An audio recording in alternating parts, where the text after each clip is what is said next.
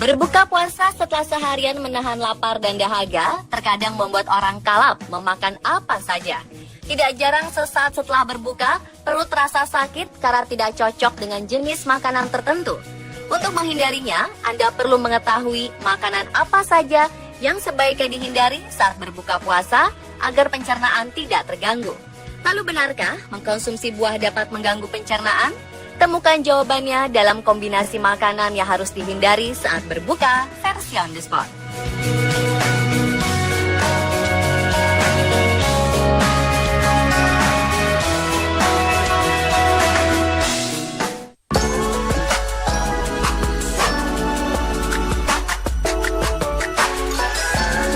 Meski keduanya diketahui baik untuk tubuh, namun paduan kurma dan susu justru dapat mengganggu dan mempengaruhi sistem pencernaan. Diketahui, jika memakan kurma bersamaan dengan susu, bisa memicu asam lambung. Jika Anda penggemar paduan kurma dan susu, ada baiknya memastikan kurma telah dalam kondisi sangat matang.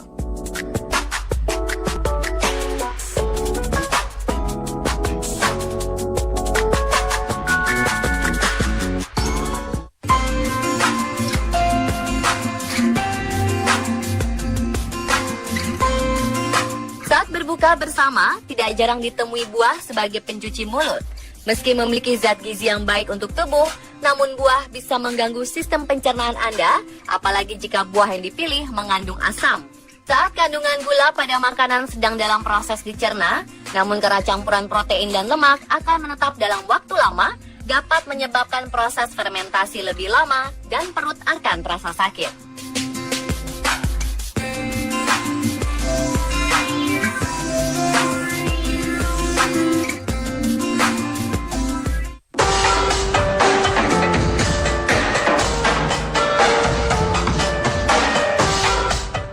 Hanya saat berbuka puasa, menggabungkan daging dan makanan laut memang tidak baik dilakukan dalam satu kali makan. Sebagai aturan umum, tubuh manusia hanya membutuhkan satu protein yang terkonsentrasi per makanan. Jika ada lebih dari satu, maka dapat menyebabkan komplikasi gastrointestinal, terutama dalam jangka panjang.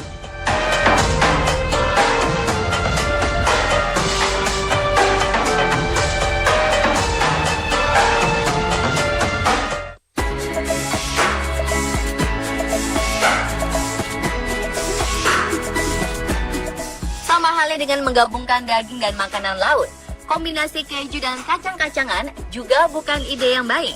Perpaduan kacang-kacangan dan keju membuat perut bekerja ekstra keras setidaknya dalam waktu 8 jam. Ini juga bisa mempengaruhi mood Anda. Dibanding digabungkan dengan keju, ada baiknya mengkombinasikan kacang-kacangan dengan buah karena menghindari adanya dua kekuatan asupan gizi dalam sekali makan.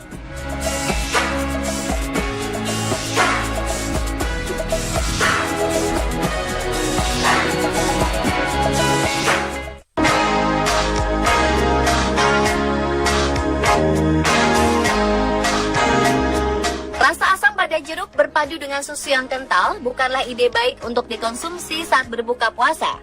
Paduan keduanya akan membentuk sebuah zat lendir dalam tubuh hingga menimbulkan rasa mual, peradangan, dan bau mulut.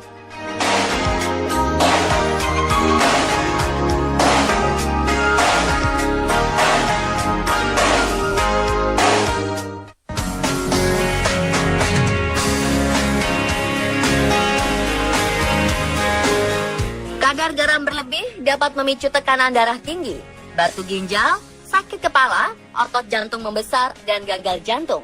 Sedangkan efek jangka panjang dapat dirasakan langsung di hari berikutnya Anda berpuasa. Retensi akumulasi cairan membuat perut terasa kembung, mudah haus, hingga rasa lapar yang timbul lebih cepat.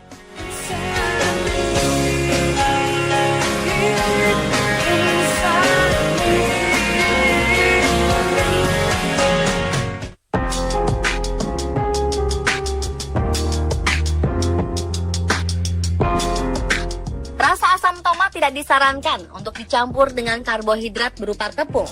Sejumlah penelitian tidak menganjurkan penggabungan karbohidrat dan asam, termasuk yang berasal dari saus atau pasta, terutama saat kondisi perut kosong. pasta atau pizza yang dipanggang dengan sayuran, atau samosa dengan bayam sebagai gantinya. Untuk membantu mengatasi sakit perut dan peningkatan gas, ada baiknya menambahkan kayu manis dan kapulaga atau mengkonsumsi minuman hangat saat berbuka puasa.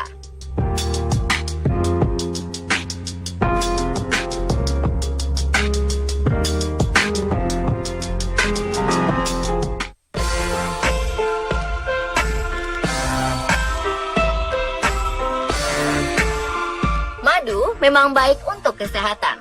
Namun fungsinya akan berbeda jika sudah dipanaskan.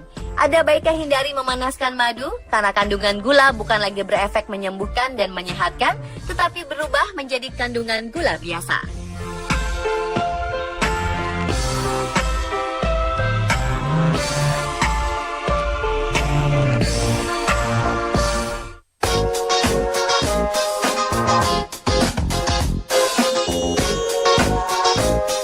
Menggabungkan protein dan pati yang terkandung pada tepung dalam satu jenis makanan akan menghambat proses pencernaan. Kedua jenis makanan membutuhkan tingkat keasaman tertentu untuk dicerna oleh tubuh. Sebaiknya saat berbuka, ada makanan yang mengandung protein dari sayuran, mentah atau dimasak, untuk menghindari lonjakan insulin hingga menyebabkan rasa mudah lelah dan efek lain seperti mudah merasa lapar. Pemirsa, itulah kombinasi makanan yang harus dihindari saat berbuka puasa versi on the spot. Sudah menemukan jawabannya kan?